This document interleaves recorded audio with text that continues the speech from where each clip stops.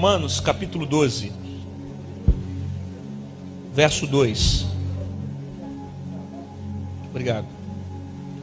Capítulo 12 de Romanos, verso 2. E não vos conformeis com esse mundo, mas transformai-vos pela renovação do vosso entendimento ou da vossa mente, para que experimenteis qual seja a boa, agradável e perfeita vontade de Deus. Por volta de quase 4 anos, o Senhor tem me confiado mensagens que falam a respeito de caráter. Eu tenho dito que para ímpio eu prego salvação e para crente eu prego caráter. A igreja cada vez mais tem se distanciado dos propósitos da vontade de Deus.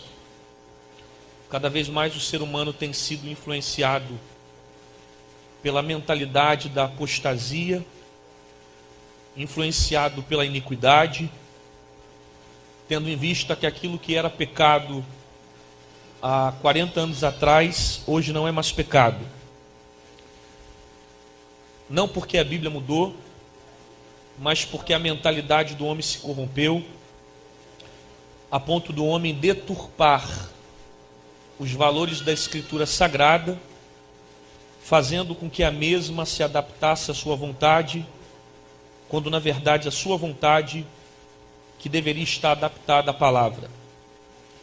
E diante de uma geração promíscua, corrupta, presa na iniquidade, apenas uma palavra me faz proferir, enquanto eu ainda tiver fôlego, que é a palavra por nome de santidade.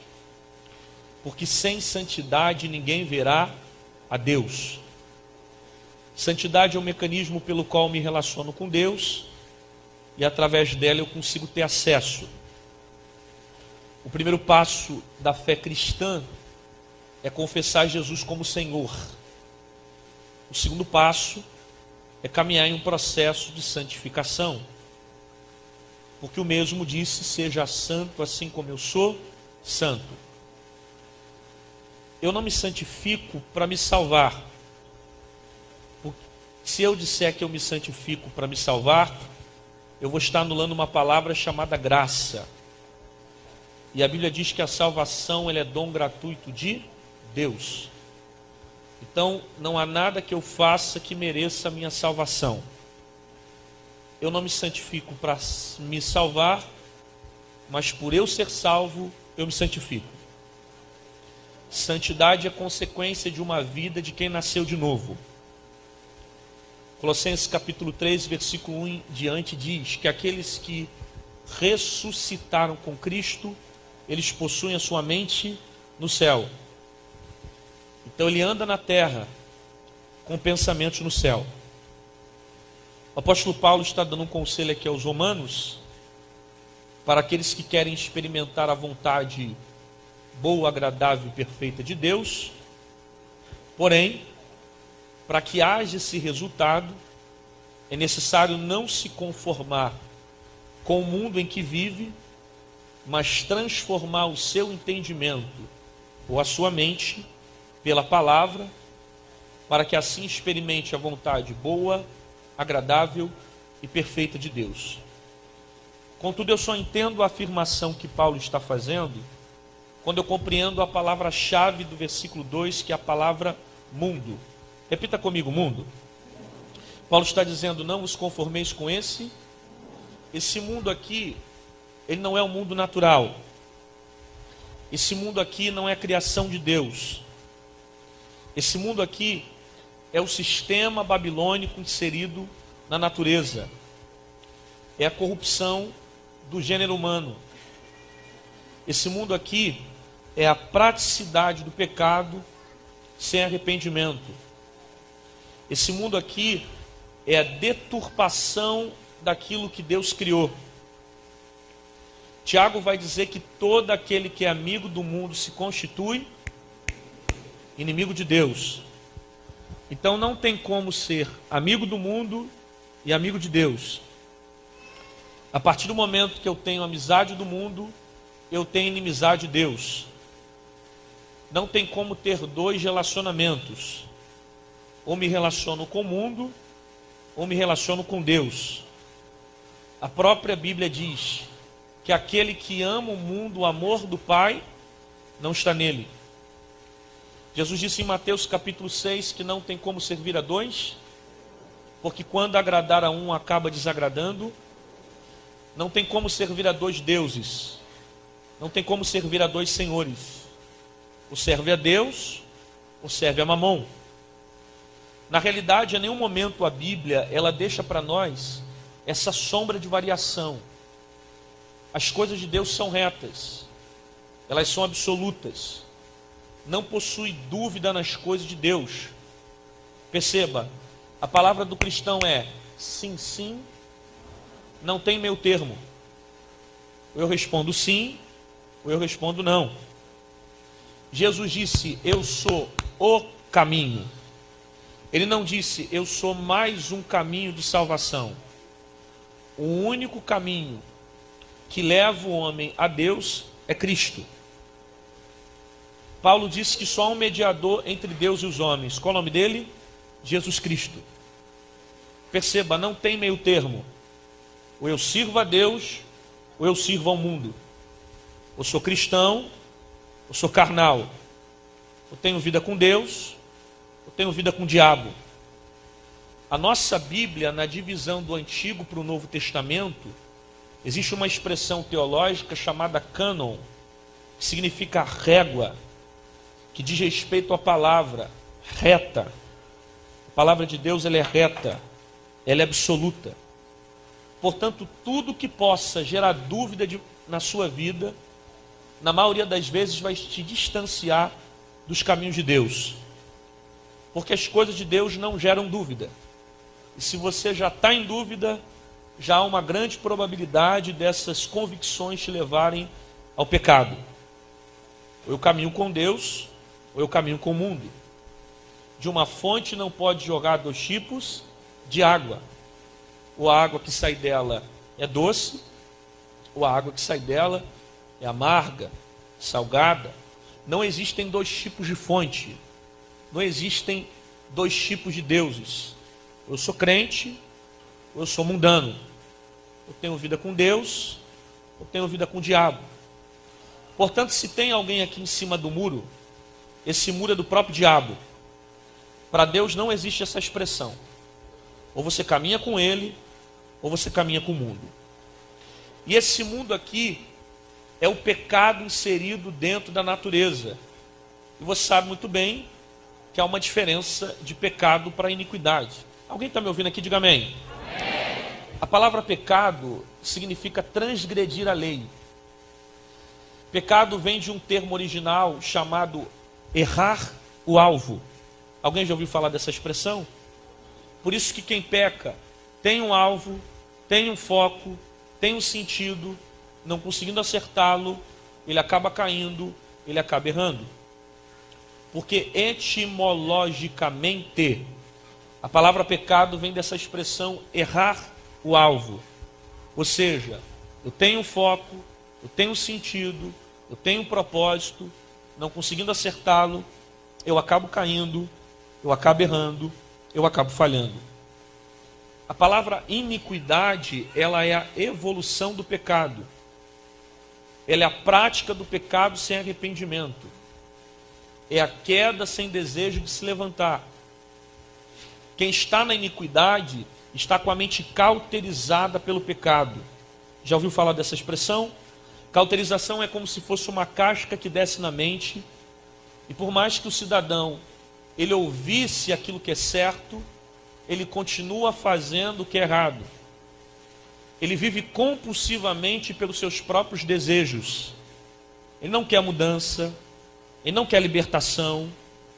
Quem está com a mente cauterizada é capaz de trocar as coisas que é certas pela errada e ainda usar a Bíblia para defender o que é a vontade da carne dele. Ele não quer mudança, ele não quer transformação, ele vive compulsivamente sendo levado e atraído pela sua própria cobiça. Portanto, o que vai lançar uma geração inteira dentro do inferno não são literalmente seus pecados, mas sim a prática deles. Não vou repetir isso.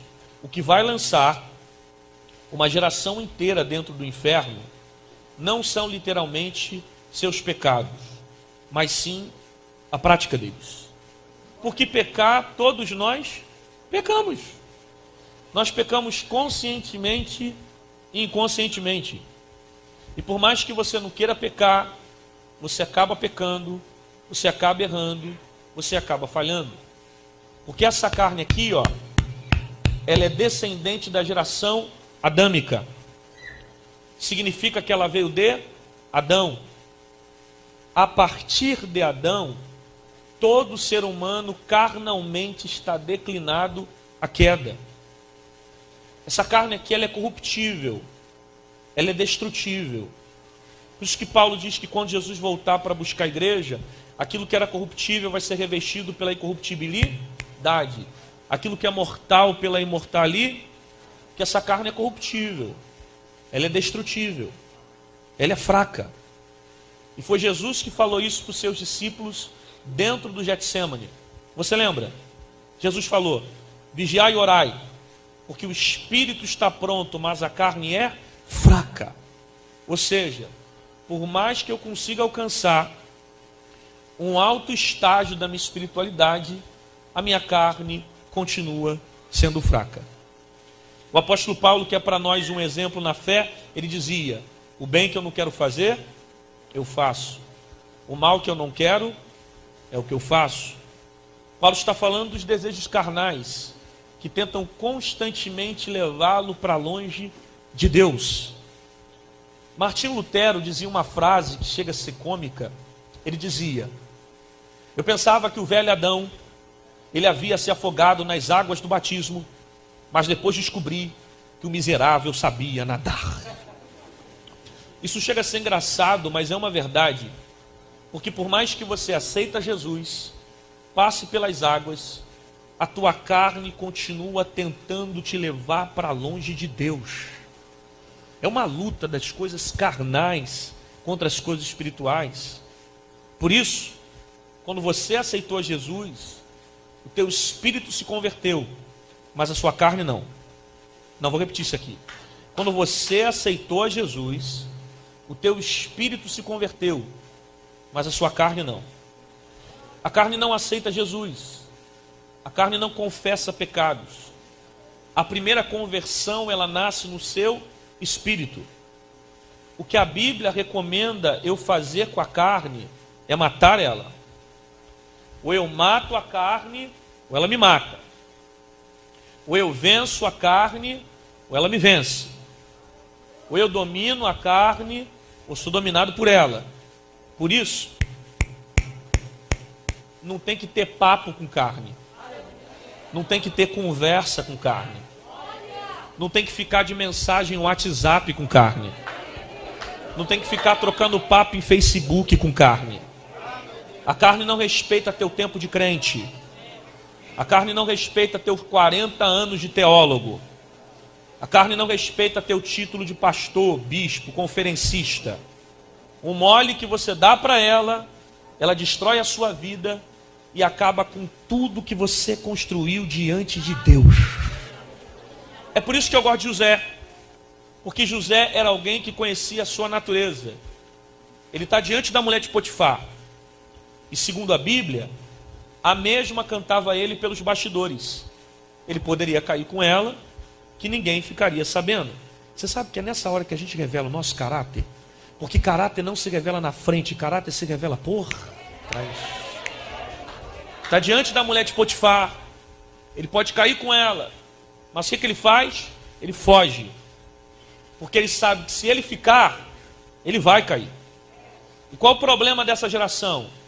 É que está batendo papo com a mulher de Potifar. Está deitando a cabeça no colo de Dalila. Está conversando com serpente no jardim. E cai. Cai porque não reconhece seus limites. Cai porque não reconhece suas fraquezas. Cai porque não reconhece suas necessidades.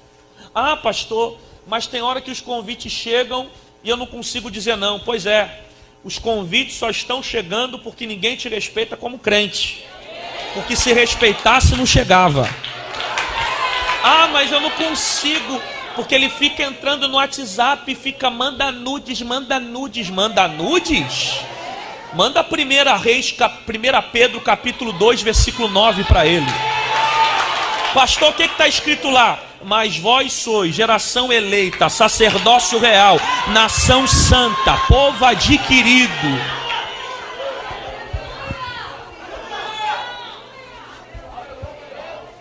O problema é que você não conhece os seus limites. O problema é que você não reconhece as suas fraquezas. Irmão, você precisa entender isso. Tem laços que Deus vai cortar, mas tem outros que é você que tem que fugir. Eu prefiro ser fraco.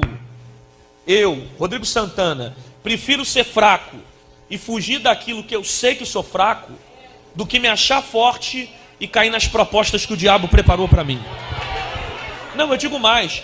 Eu prefiro andar com gente que é fraca, mas pelo menos reconhece os seus defeitos, do que gente que diz que é forte, esconde os seus erros debaixo do altar e fica rotando santidade no meio da igreja.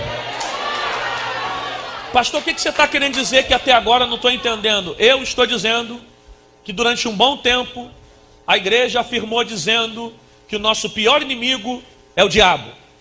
Mas eu vim dizer para você que o seu pior inimigo não é o chifrudo.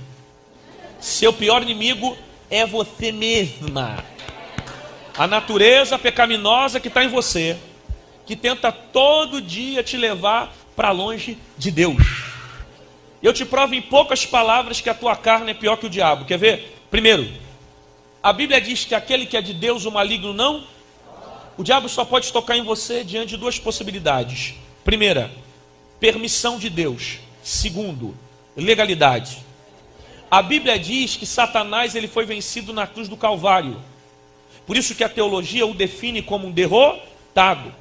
Agora tu pensa comigo, o diabo já foi vencido na cruz. E a carne?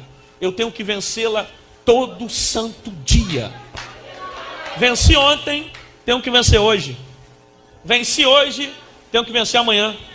Ainda não foi convencido que a tua carne é pior? Se manifestar demônio aqui nesse congresso, eu paro de pregar, expulso o demônio e depois continuo a mensagem.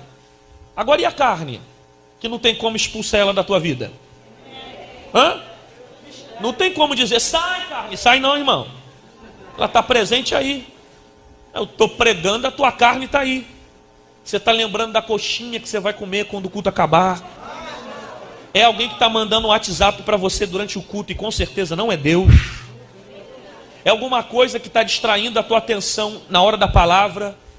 Por quê? A carne não quer morrer na tua vida. E o que mata a carne é a prática da palavra. Conhecereis a verdade vos libertará. E sabe o que eu acho engraçado? É que tem gente que tudo coloca a culpa no diabo. Não sei você, mas eu conheço muita gente na minha igreja que tudo diz que é demônio. Tem gente que fala, não, eu menti porque o diabo me fez mentir. Eu roubei porque o diabo me fez roubar. Olha, eu não queria falar mal de fulana, mas de repente veio um demônio do inferno, entrou na língua, eu falei mal de fulana. Tem gente que tudo coloca a culpa no diabo. Olha, eu não queria cair com aquela garota, os pais dela não estavam em casa, estava tudo escurinho, eu não tive vontade nenhuma, veio um demônio do inferno e eu caí. Tem gente que tudo coloca a culpa no diabo. Pergunte para mim, por quê? Ninguém quer saber. Pergunte por quê? Realmente, ninguém quer saber. 1, 2, 3, vai. Porque demônio se expulsa, mas caráter se trata.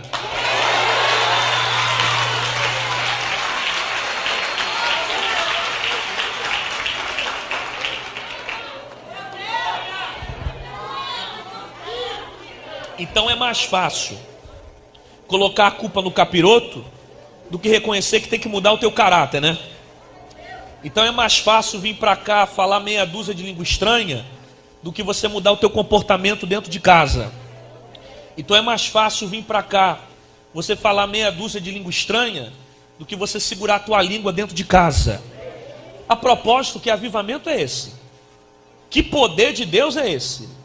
Que você roda na igreja, cai na igreja, fica arrebatado na igreja, marchou a conferência toda, mas não consegue perdoar quem te faz mal lá fora, não consegue ajudar um necessitado lá fora, é capaz de tomar santa ceia sem falar com o irmão do lado.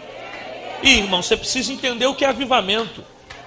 Luiz Hermínio diz: avivamento não é cair na igreja, é aprender a ficar de pé fora dela. Que poder é esse que não muda teu caráter? Que avivamento é esse que não gera uma mudança de dentro para fora? Se você roda aqui dentro, mas não consegue mudar comportamento lá fora, esse avivamento não é verdadeiro. Porque a intenção do verdadeiro avivamento é mudar você de dentro para fora. Ah, pastor, mas você está falando de um padrão de santidade que é impossível ter. Não, irmão, você que não conhece Bíblia, você precisa entender o que é santo.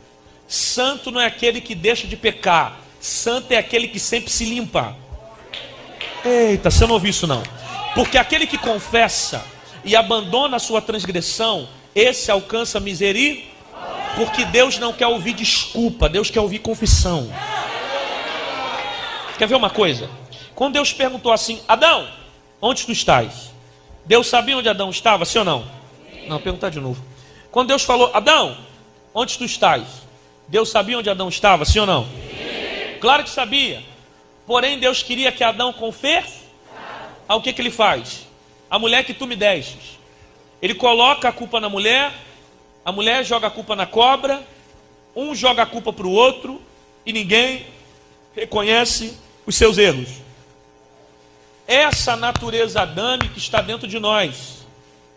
Nós apontamos os erros dos outros, porque perdemos a capacidade de reconhecer os próprios defeitos. Um filósofo por nome de Philippe Ponder, ele disse que o ser humano tem o costume de esconder os seus erros no defeito dos outros.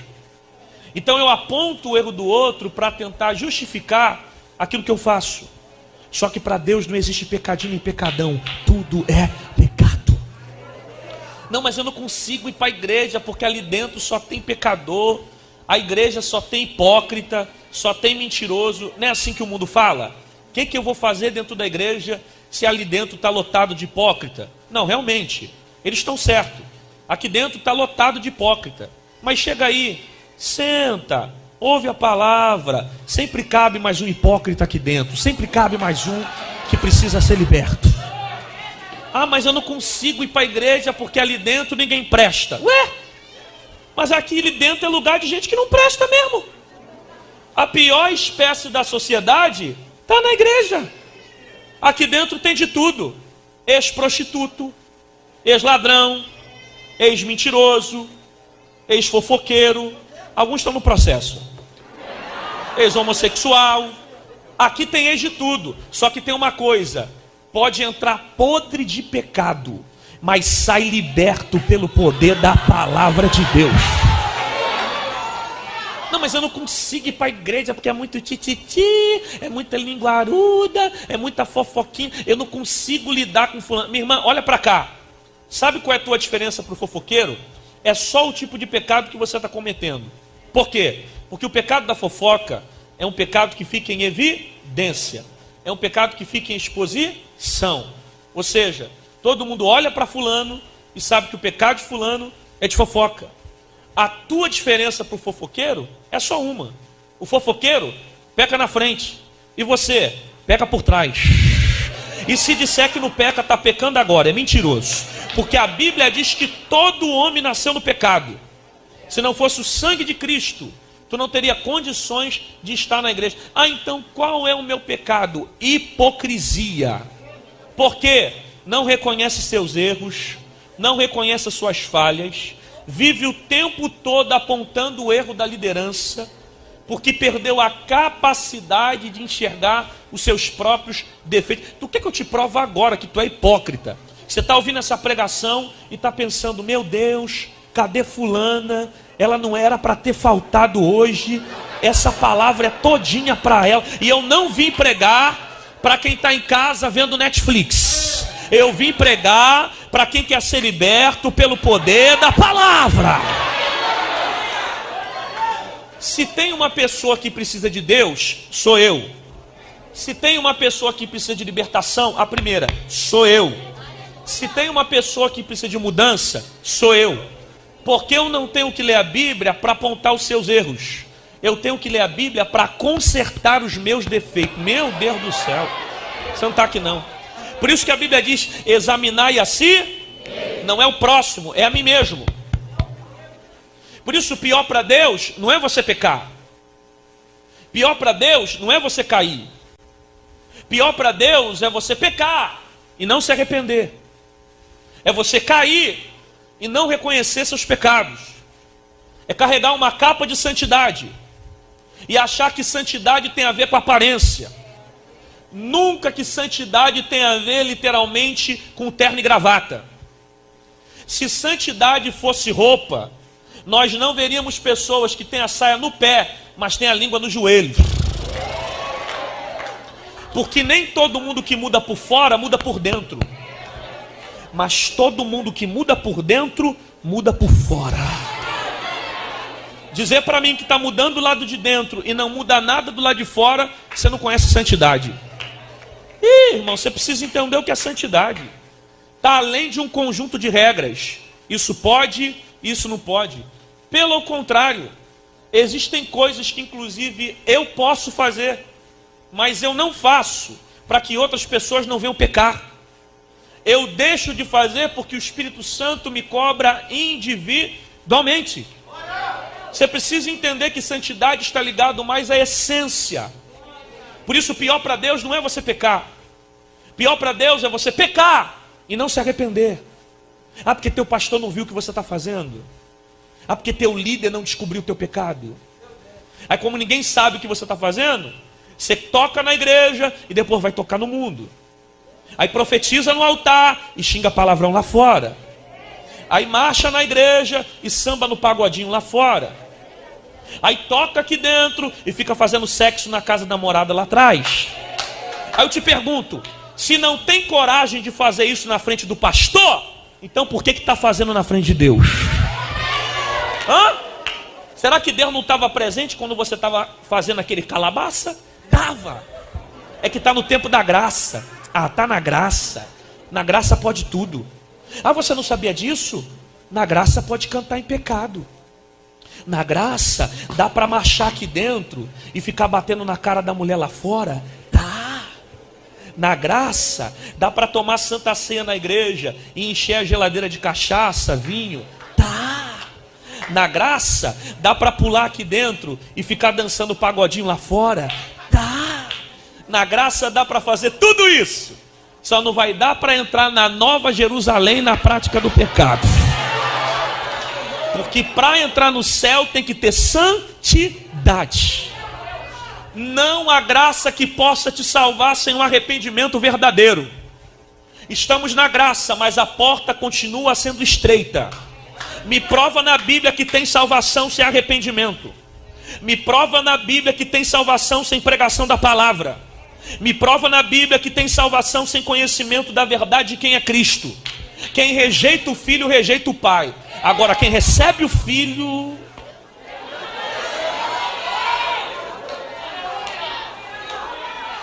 Eu te provo na Bíblia que a graça é pior que a lei.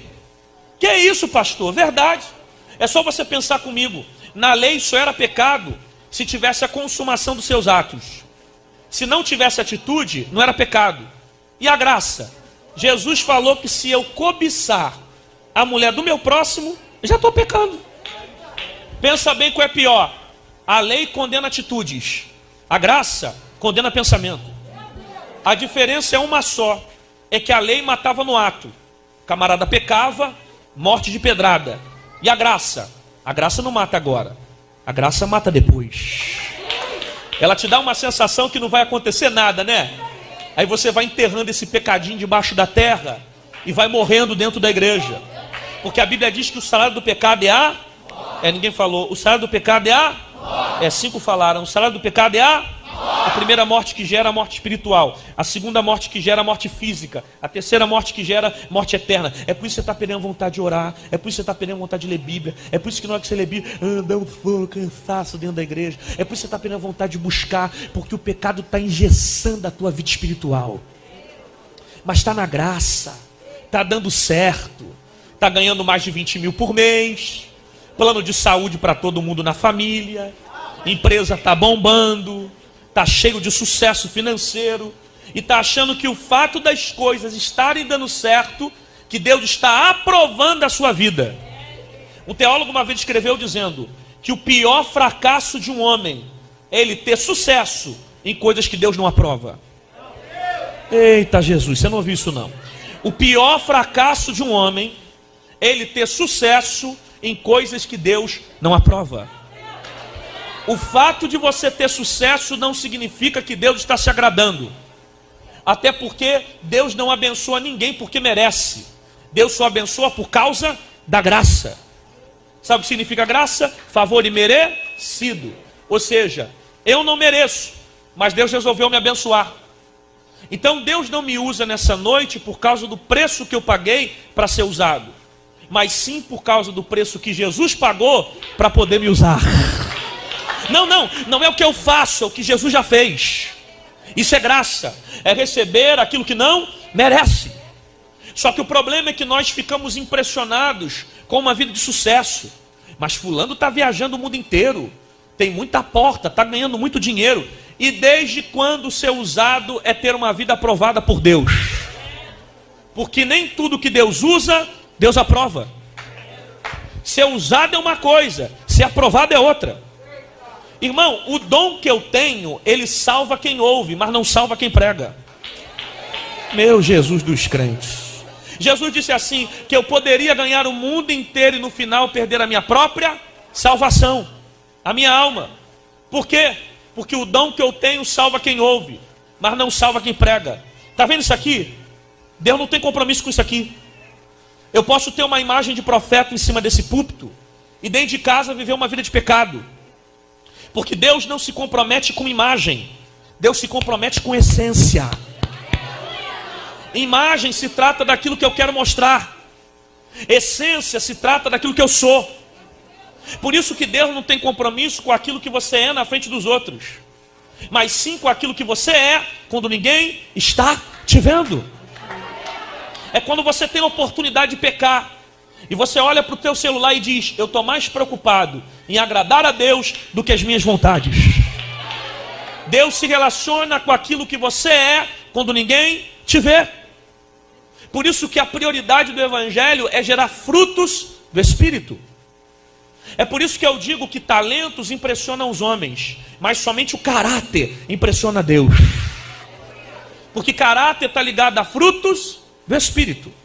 E dons e talentos não vão subir, mas frutos do Espírito vão. Longanimidade, domínio próprio, paciência, amor, bondade. Para que Deus vai te encher nessa conferência? Para você rodar, pular, cair e continuar com a mesma vida lá fora? Não. O propósito do avivamento é de gerar frutos. E irmão, você precisa entender o que é homem de Deus. A gente acha que o homem de Deus é quem sai entregando profecia. Homem de Deus não é quem entrega a profecia. Homem de Deus é quem vive profecia. Porque nem todo mundo que entrega, vive. Por isso que eu não sou homem de Deus quando eu falo, eu sou homem de Deus quando eu vivo. Pergunta para esse irmão, vai dar glória ou vai engasgar mesmo? Pergunta.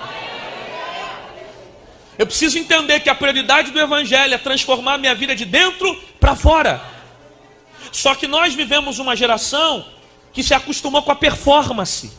É verdade. A gente fica impactado com a performance. Nossa, fulano cantou como ninguém. Esse pregador fez barulho como ninguém. Nossa, ele está cheio de fogo.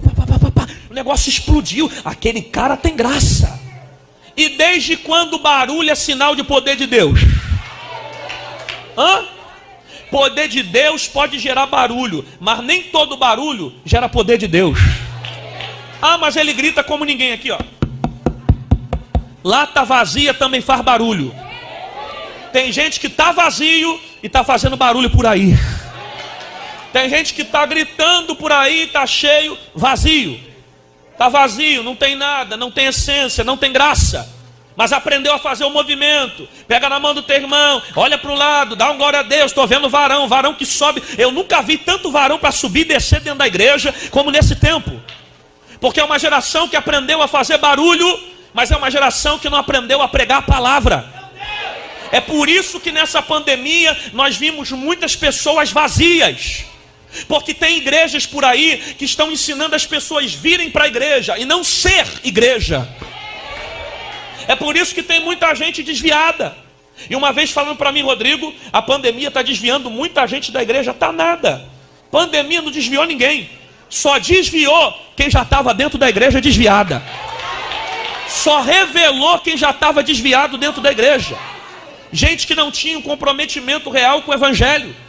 Eu ouvi alguns pregadores dizendo assim: pastor, o meu ministério se fechou, as portas se fecharam, eu nem consegui pregar nessa pandemia. Sabe por que ele disse isso? Porque ele acha que ministério é ter microfone na mão. Eu não preciso ter microfone para ter ministério. Se eu parar de pregar agora e for para minha casa, eu continuo tendo ministério. Porque o meu ministério não começa em cima do púlpito. O meu ministério começa dentro da minha casa. E você precisa entender o que é ministério. Ah, porque estão tentando abafar meu ministério. Ninguém me dá oportunidade para cantar na igreja. Eu não leio um versículo. Estão tentando me abafar. Te abafar? E quem mandou o profeta de longe te ungir no meio dos seus irmãos? Foi homem ou foi Deus? Quem te viu lutando com urso e com leão? Foi homem ou foi Deus? Quem mandou derramar óleo na tua cabeça? Foi homem ou foi Deus? Ah, mas eu não estou tendo oportunidade de cantar na igreja. Vai cantar no trem, vai cantar na rua, vai cantar em casa, vai cantar no trabalho. Quem tem ministério não depende de microfone para adorar. Ele faz do ambiente o lugar da adoração. É por isso que nós vemos pessoas que ainda não entenderam o ministério. Ah, desde a pandemia eu não consigo pregar. É porque você não entende o que é chamada. Porque desde que começou ano passado, eu não deixei de pregar um dia. E não é dentro de 4 paredes. Porque se as portas da igreja se fecham, eu vou para a internet. Se eu não posso pregar no Facebook, eu vou para o Instagram. Se o Instagram me bloquear, eu vou para o YouTube. Se o YouTube me bloquear, eu vou para a rua falar de Jesus. Porque quem estiver perto de mim vai ouvir a palavra. Eu estava semana retrasada indo pregar num culto aqui na Baixada. E no meio do caminho eu parei para abastecer. Comecei a colocar um hino para tocar. Aí estava tocando aquele hino: os planos de Deus ninguém impedirá. Aí eu aumentei o hino, parei no posto de gasolina, mandei encher o tanque. Pode o vento soprar, a terra pode se abalar, mas se Deus tem um plano contigo, ninguém impedirá. Aí a menina que estava colocando gasolina começou a chorar. Ela olhou para mim e falou: é, pastor, Deus está falando. Eu falei: Deus tem uma obra na tua vida, Deus tem uma chamada. Quem tem ministério não depende de microfone. Aonde vai, ele prega a palavra.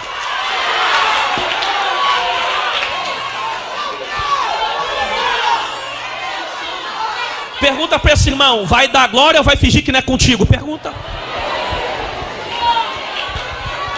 Eu estava orando a Deus no início do ano retrasado. No mês de janeiro, Deus entrou no meu quarto, me visitou. E Deus disse assim: Rodrigo, eu vou afiar a espada que vai sair da tua boca.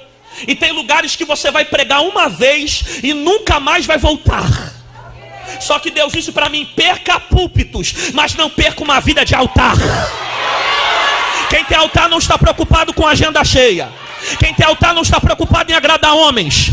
Quem tem altar não está preocupado se vai voltar na conferência, se não vai, se vai vir para a igreja. Até porque antes de agradar a homens, eu vim aqui entregar a espada que desce do céu.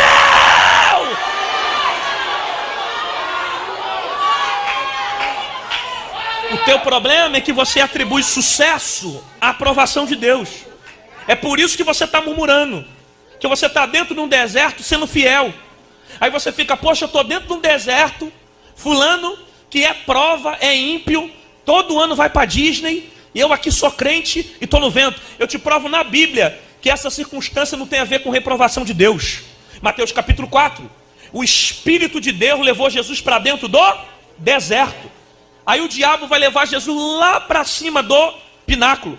Eu pergunto para você: Quem é que levou Jesus para o deserto? O Espírito de Deus. Quem é que levou Jesus lá para cima do pináculo? O diabo. Vou perguntar de novo. Quem é que levou Jesus para o deserto? O Espírito de Deus. Quem é que levou Jesus lá para cima do pináculo? Agora chega de ensaio. Quem é que levou Jesus para o deserto? O Espírito de Deus. Quem é que levou Jesus lá para cima do pináculo? Agora para acordar o irmão que está dormindo lá atrás. Quem é que levou Jesus para o deserto? O Espírito de Deus. Quem é que levou Jesus lá para cima do pináculo? Então tem gente que está lá em cima, mas é diabo que está levando. E tem gente que está no deserto, mas foi o Espírito que colocou lá. Não vos conformeis. Grita comigo, diga conformar. Tá lindo, mas eu gosto que repita. 1, 2, 3, vai. Conformar. Pelo amor de Deus, olha para cá. A palavra conformar vem do latim, transliterado uma expressão chamada tomar forma. Olha o que Paulo está dizendo. Não tome a forma do mundo. Em outras palavras, não seja moldado pelo mundo. Não faça o que o mundo faz. Não vive o que o mundo vive. Por que a gente tem facilidade de viver o que o mundo ensina, mas não tem facilidade de viver o que a palavra está mandando?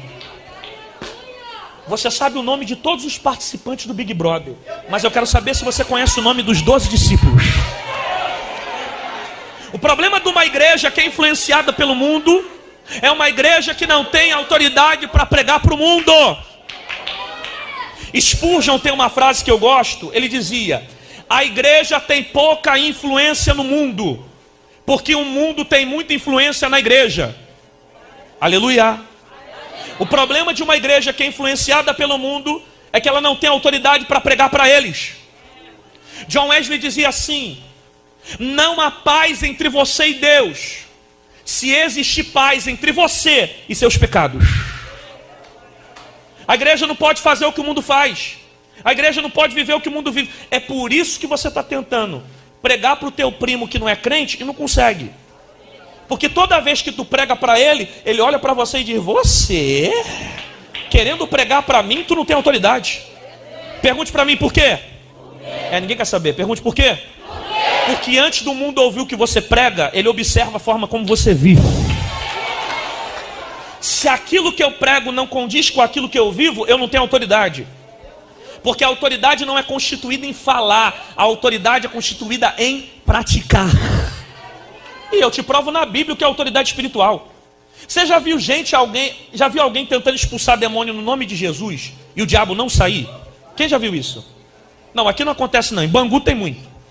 Pastor, como pode? Expulsa no nome de Jesus e o diabo não sai. Deixa eu fazer uma pergunta: o nome de Jesus tem poder, sim ou não? Sim. Então por que tem gente que grita no nome e o diabo não sai? Você precisa interpretar a Bíblia, gente. Mateus capítulo 10, Jesus disse: em meu nome expulsarão e curarão. Só que Jesus está delegando uma autoridade para quem? Para ímpio? Para gente que não é crente? Jesus está delegando autoridade para quem não tem vida, não tem autoridade. Quem não tem prática, não tem vida. Ah, você ainda não foi convencido? Eu te dou outro texto. Lembra dos filhos de Seva? Tentaram expulsar o demônio no nome de Paulo, no nome de Jesus. Aí o endemoniado se manifestou: eu sei quem é Paulo e sei quem é Jesus. E o diabo não foi embora. Porque antes do demônio ouvir o que você fala, ele observa a forma como você vive. Guarda essa frase: demônio não se expulsa só com palavra, demônio se expulsa com vida. Conhecimento o diabo tem, amiguinho, e tem muito mais do que você. Ele disse: está escrito que se derem ordem. Ele conhece Bíblia. O diabo conhece mais do que você. É por isso que tem desviado, que conhece Bíblia de Gênesis a Apocalipse. E você vê ele o tempo todo: não, porque em Gênesis está escrito isso. Não, porque em Mateus está escrito isso. Ele conhece muito de Bíblia. Ele tem a Bíblia na ponta da língua, mas não tem a Bíblia na ponta do coração.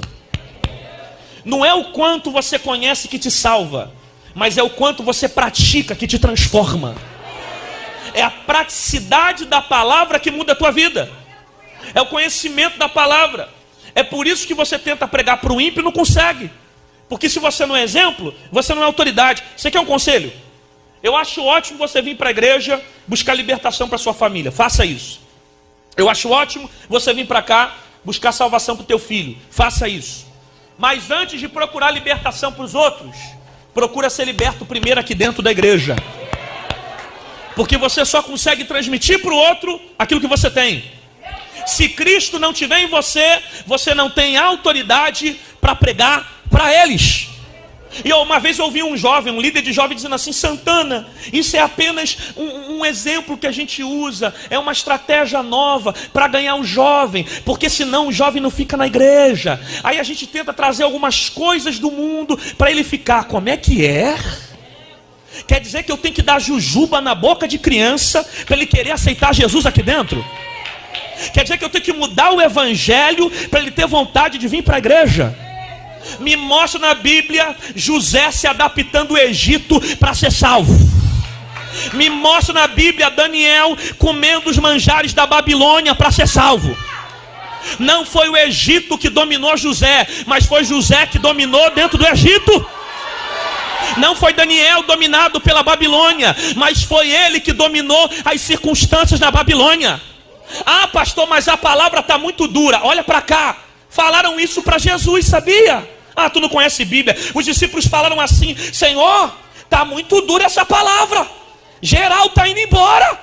É melhor mudar o negócio aí. Sabe o que Jesus falou para discípulo? Jesus falou: quer ir embora? Vai! Por quê? Porque o evangelho não vai mudar para te agradar. É você que tem que mudar para entrar no céu. Pergunta para esse irmão: vai dar glória ou vai fazer cara feia? Ah, pastor, quer dizer então que eu tenho que sair do mundo e abandonar as pessoas que não são evangélicas? Não, irmão, claro que não. Você vai conviver com pessoas que professam uma fé diferente da sua.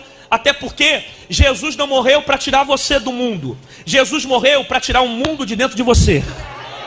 Você perdeu a frase, vou repetir ela não. John Wesley dizia o seguinte: a conversão tira o cristão do mundo, mas a santificação tira o mundo da vida do cristão. Perdeu outra, não vou repetir. Spurgeon dizia o seguinte: santidade não é você se isolar do mundo, mas é você viver no meio da lama e não sujar as vossas vestes. Não consumir com esse mundo, mas transformar você na vossa mente. No 3 você grita mente. 1, 2, 3, vai. Não. 1, 2, 3, vai. Não. 1, 2, 3, vai. Paulo está dizendo que eu não devo me conformar com esse mundo, mas transformar a minha.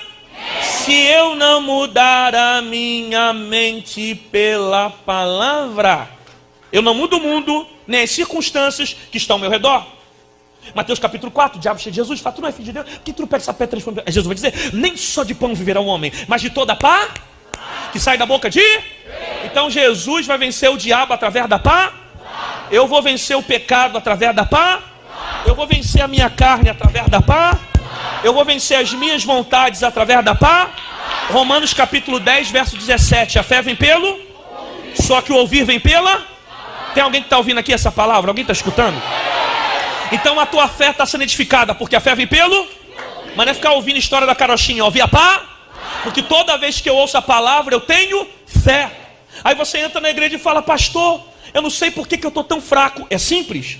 Se a fé vem pelo ouvir e ouvir pela palavra, a ausência da palavra, ela vem também pela... A ausência de fé, ela vem pela ausência da pá. Se eu não ouço a palavra, eu não tenho fé. Aí você entra na igreja e fala: pastor, não sei por que eu estou tão desanimada, perdi a vontade de orar, dá um sono naquele bicho, dá um sono cansado. Não sei por que eu não consigo buscar, eu estou tão fraco dentro da igreja. O senhor pode me explicar? Eu te explico agora. É que a tua vida tem tudo menos palavra. As músicas que tu ouve sem palavra, Pablo Vittar, Anitta, peca, ainda peca mal. Os vídeos que tu vê sem palavra. As conversas de WhatsApp é piada o dia inteiro, não tem palavra. Passa a maior parte do teu tempo ouvindo coisas que não tem palavra. As peças que assiste sem palavra. Os filmes que tu vê sem palavra. Como é que a tua fé vai ser edificada, rapaz? Se a fé vem pelo, só que ouvir vem pela. Esse ouvir vem do grego, transliterado uma expressão chamada akuo. Akuo significa reproduzir aquilo que ouviu, diferente da palavra ouvir, porque akuo no original da nossa língua significa a palavra escutar. A palavra ouvir na língua portuguesa significa ter a percepção de um barulho. Escutar significa reproduzir aquilo que ouviu. Então o verbo original dizendo que a fé vem pelo ouvir, o correto seria a fé vem pelo escutar, que é praticar aquilo que ouviu. Até porque o que muda a sua vida não é a palavra que você escuta, ouve, mas sim a palavra que você pratica. Tem gente que ouve a palavra e não muda de vida. Você nunca parou para se perguntar isso? Por que tem gente que está 10 anos na igreja e não muda de vida? E tem gente que chegou aqui em menos de um ano, largou a maconha, largou a cocaína, saiu da prostituição. Está todo mundo ouvindo a mesma palavra, sim ou não? Só que tem gente que está ouvindo essa palavra e vai voltar para casa da mesma forma, irmão. Vai continuar se masturbando em telefone, vai continuar fazendo sexo na casa da namorada, vai continuar enchendo o celular de músicas de prostituição, de coisas que não... Ele não quer mudança. Vai continuar escondendo o pecadinho dele, ele não quer transformação. Em contrapartida, tem outros que estão ouvindo essa pregação e estão pensando, eu vou viver o que esse maluco está pregando aí, hein? Esse cara de São Brasileiro está pregando Bíblia, hein? Está falando palavra. Aí a vida do cara muda. Porque ele sai da igreja com a decisão de praticar a palavra que ele escuta. Irmão, pode vir o melhor pregador do Brasil nessa igreja. Se você não praticar a palavra que você ouve, a tua vida não muda. O que muda a tua vida é o exercício da palavra. Irmão, tem umas coisas que me dá uma raiva, mas me dá uma ira gospel, mas me dá um nervosismo gospel. Tem hora que me dá vontade de dar uns tapas suriana gospel. Mas é uma raiva de dentro para fora. Porque pera. Eu não sou só pregador não. Eu pastorei igreja também. Há quase 15 anos eu sou pastor da igreja metodista de Bangu. E tem uma coisa que acontece lá, que me incomoda lá, que essa palavra é para eles, essa palavra não é para vocês não. Aqui só tem anjinho, só tem anjo aqui, só tem gente que não peca. Mas tem umas coisas lá na minha igreja, que parece que Deus pegou todos os Judas de Bangu e colocou tudo lá, tá tudo lá, tudo lá. O Judas tá tudo lá, tá tudo lá. Pra você ter ideia, uma vez eu fiquei um mês pregando a mesma mensagem na igreja, eu fiquei 30 dias repetindo a mesma pregação no domingo, e quando foi o último domingo, a ovelha veio me procurar, que na verdade não era ovelha, era bode, depois virou ovelha. Aí ele veio me procurar e disse, pastor, já é o 4º domingo, pastor.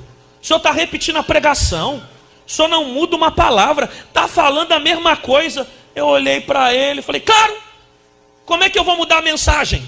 Você não muda o pecado, eu não mudo a palavra. Para de pecar nessa área que eu mudo a mensagem. Mas está dando nem tempo de virar a página. E vou dizer uma coisa para você, irmão. Eu não tenho problema de repetir pregação. E muitos anos que eu prego o evangelho, irmão. Eu já passei desse tempo que tem que pregar coisa nova para tentar abrir porta. Eu entendi o que Deus me chamou. Eu entendi qual é a minha vocação.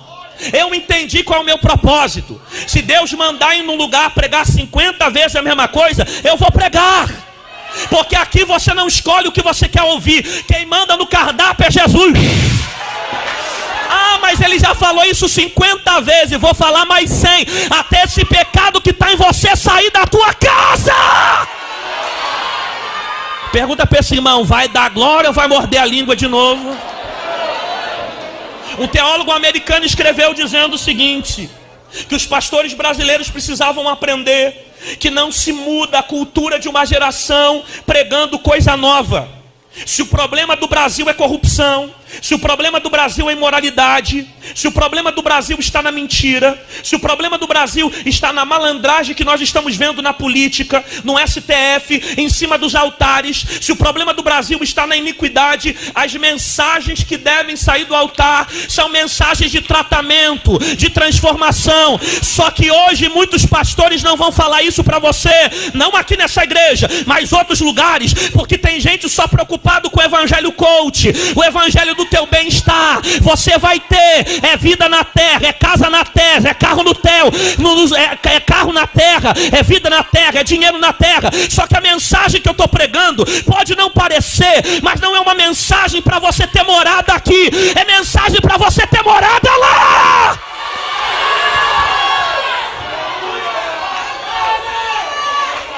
Aí tem umas coisas que me incomodam. incomoda dentro da igreja, tem umas coisas que me dá uma raiva gospel, porque pera, eu não estou aqui contando historinha, eu não estou aqui esses testemunhos, eu estou pregando Bíblia, eu estou contando Bíblia, eu estou trazendo a palavra, o pregador está suando, eu estou ensinando a mensagem, o camarada escuta a palavra e sai da mesma forma que entrou. Eu fico doido com isso, porque parece que o problema sou eu, não é possível. De repente ele não está entendendo a mensagem, ele gosta de uma mensagem mais tranquila, mais bom dia, boa tarde, porque eu estou pregando, eu estou ensinando, o camarada ouve a palavra, não muda de vida. Aí ele tem 30 anos na igreja, mas é 30 anos fofoqueiro, 30 anos guarudo, 30 anos mentiroso, fala mal de todo mundo, reclama de tudo na igreja, não gosta da cor preta, não gosta do azul, não gosta do branco. Aí tem 30 anos de crente, falando mal da liderança, não se converte, não oferta na igreja, não dizima, não pega um voto, não ajuda a obra, mas gosta de reclamar quando o piso quebra, gosta de reclamar quando a luz apaga. Aí fica o tempo todo murmurando, tem 30 anos de crente, mas não perdoa ninguém, ainda é capaz de cantar como é precioso, irmão, sem falar com o irmão que está do lado, sem perdoar, não se liberta, não muda de vida, arrogante, soberbo, prepotente, não desce para ninguém. Aí fica ouvindo a palavra dizendo, eu vou ouvir o que esse bacinho for pregar, se a palavra for boa, eu dou glória, se a palavra não for boa, eu fico na minha, porque eu sou assim, tem que me convencer, se não me convencer eu não dou glória. Parece que ele está aqui para dar glória para mim, parece que ele está aqui para querer exaltar.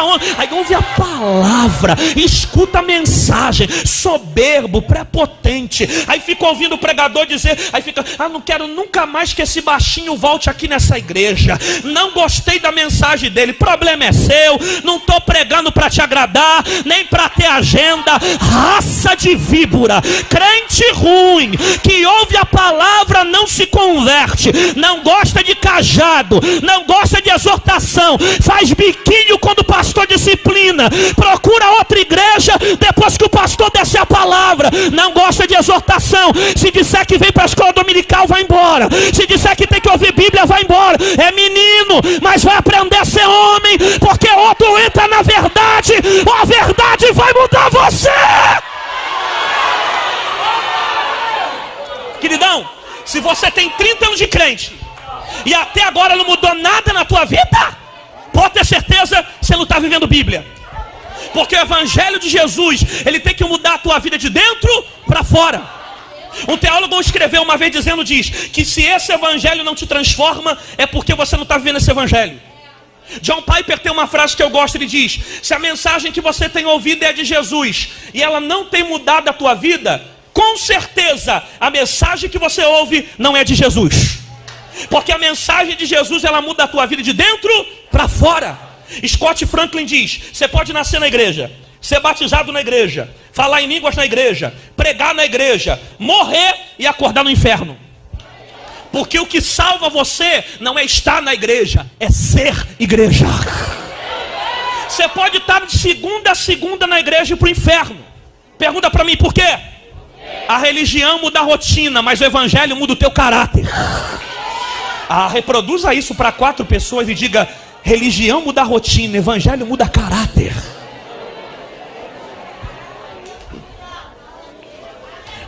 Augusto Nicodemos tem uma frase que eu gosto, ele diz, arrependimento não é quando você chora, arrependimento é quando você muda. Porque nem todo mundo que muda, chora. Porque nem todo mundo que chora, muda. Mas todo mundo que muda, chora. Tiago Brunet tem uma frase que eu gosto, ele diz, não são as reuniões de domingo que mudam a sua vida, mas as decisões que você toma na segunda-feira. Aleluia. Não é o que você ouve na conferência que vai mudar você. O que muda você é quando a conferência acaba. É por isso que tem gente que peca, levanta, peca, levanta, peca, levanta, peca, levanta, e não muda de vida. Porque ele chama isso de arrependimento. Isso não é arrependimento, o nome disso é remorso. Remorso é sentimento ligado à culpa, mas não tem abandono de prática. Eita Jesus, você está dormindo. É por isso que você está tentando mudar e não consegue. Porque você está chamando de arrependimento aquilo que você continua fazendo. Ah, pastor, mas eu quero mudar, só não consigo. Como é que eu consigo? Eu te explico agora, é só você entender. Ninguém consegue mudar comportamento se primeiro não mudar. Quem não muda a mente não muda comportamento. Quem não muda por dentro não muda por fora. A tua mente tem que passar por uma metanoia. Quem já ouviu falar dessa palavra, metanoia? Expressão que vem do grego, que significa mudança de pensamento. Quem não muda o que pensa, não muda o que faz. Se eu quero mudar a atitude, eu tenho que mudar a mente. Pastor, como é que eu mudo aquilo que eu penso? É só ler Bíblia, está lá, é só ler. Lucas capítulo 11, verso 34. A candeia do corpo é o olho. Se o meu olho for bom, todo o meu corpo vai ser?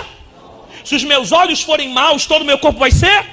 Ou seja, aquilo que eu vejo determina aquilo que eu penso. Aquilo que eu penso determina aquilo que eu faço.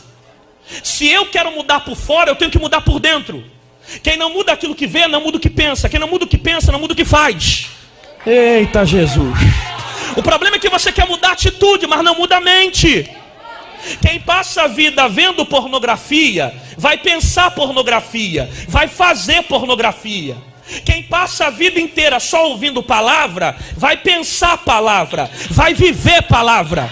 Se eu quero mudar comportamento, eu mudo aquilo que vejo. Porque aquilo que vejo determina o que eu penso. Aquilo que penso determina aquilo que eu faço. Se eu quero mudar comportamento, eu tenho que mudar os pensamentos. Para mudar aquilo que penso, eu mudo aquilo que vejo. Se eu mudar o que vejo, eu mudo o que penso. Se eu mudar o que penso, eu mudo o que faço. Tem alguém que está entendendo essa palavra aqui? Eu estou sozinho.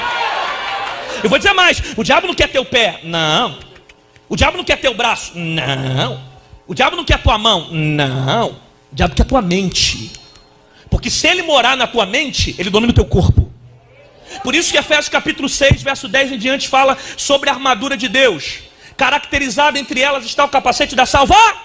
Se Cristo não tiver na mente, o diabo entra aqui dentro e me leva para caminhos de desgraça. É por isso que tem um montão de gente dentro da igreja que está com a mente presa no pecado. Gente que está sofrendo tudo quanto é tipo de fobia. Fobia de ansiedade, fobia de depressão, fobia de lugar fechado. Gente que está presa na masturbação, presa em pecado, presa em um monte de coisa. Porque o diabo está manipulando a mente e levando ele para caminhos de desgraça. Mas há poder no nome de Jesus. Eu vim profetizar para quem tem fé para receber, que a sua mente vai ser liberta pelo poder da palavra. Levanta a mão quem tem fé dentro dessa casa. Levanta as duas quem tem juízo. Seja livre agora de toda a opressão do pecado. Seja liberta agora de toda a intenção maligna. A tua mente não será manipulada por demônios, mas será habitada pelo Pai, Filho e Espírito Santo. Mas só recebe quem dá glória a Deus. Olhe para alguém perto de você e diga: seja livre, seja liberto. Satanás não vai escravizar a tua mente. Conhecereis a verdade e ela te libertará. Quem acredita faz barulho de adoração dentro desta casa. Quem acredita faz barulho de adoração. Se for para aplaudir, tem que aplaudir com vontade. Não deixa o irmão bater palma sozinho. Você não está aplaudindo pregador nem pastor de igreja. Enquanto a igreja está batendo palma, tem cadeia sendo quebrada. Enquanto a igreja está batendo palma, tem demônio caído por terra. Enquanto a igreja vai batendo palma, o diabo está perdendo a guerra. Enquanto a igreja está batendo palma, Pombagira foi embora, Preto Velho já saiu, Tranca-Rua foi embora, Maria Padilha meteu o pé, porque a partir de hoje a sua mente vai ser liberta pela palavra.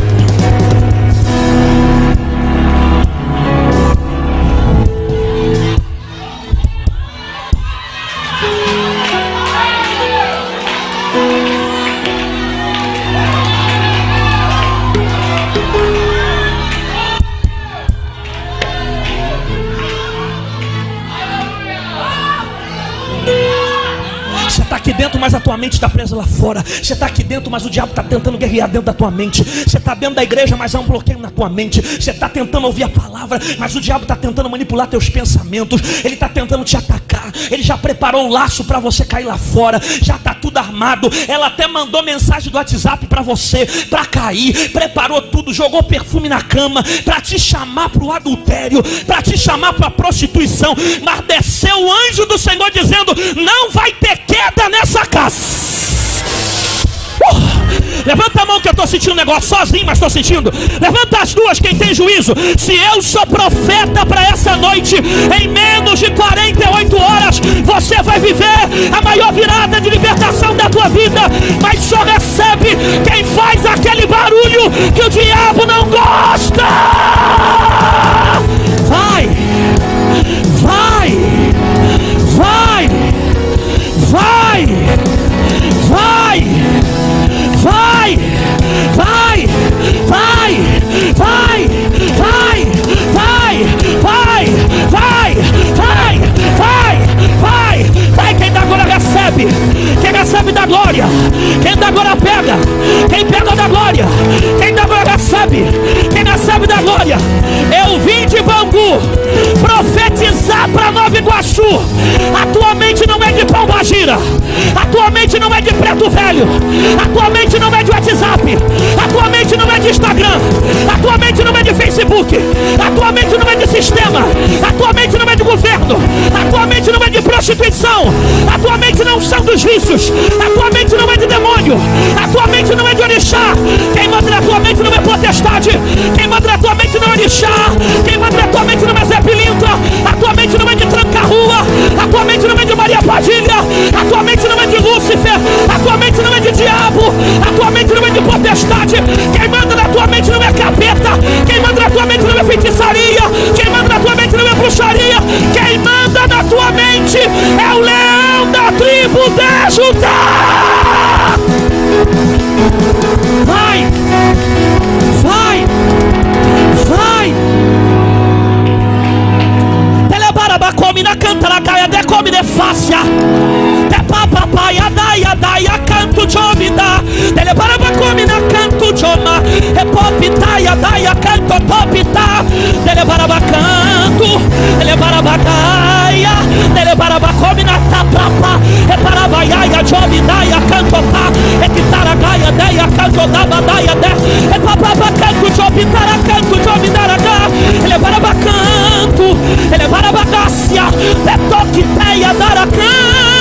Do rema, é pituquiteia, é pitaragaia, é brabaracanto, chovidaracanto, chovidaraga. Ele barabacome da cantaraga e decome de cantarabá.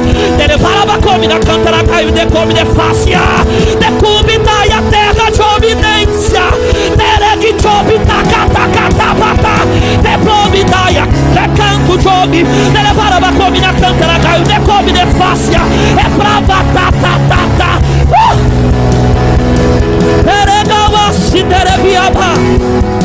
Assim diz o Senhor: por um caminho esse diabo veio atacando a tua mente, mas por 7 vai bater em retirada. Pega, pega, pega, pega, pega, pega. Olha para alguém que está perto de você e diga: hoje. Não, desse jeito é nunca. Diga: hoje você vai viver libertação na tua vida. Diga: Satanás já perdeu a guerra. Esse mês ainda haverá testemunho de libertação. Quem pega? Quem recebe? 40 segundos dando glória, vai! 40 segundos, 39, 38, 37, 36, 35, 34, 33, 32, 31, glória, glória, 29, 28, 27, vai cair, 26, 25, vai cair, 24, 23, e agora, 22, 21, abre a boca, 20, 19, 18, Deus vai libertar a tua 17, 16, 15, abre a boca, 14, 13, não para, 12, 11, 10, 9, 8 é agora, 7 é agora, 6 é agora, 5 é agora, 4 quem pega, 3 quem recebe, 2 é agora, abra a boca pra dar glória!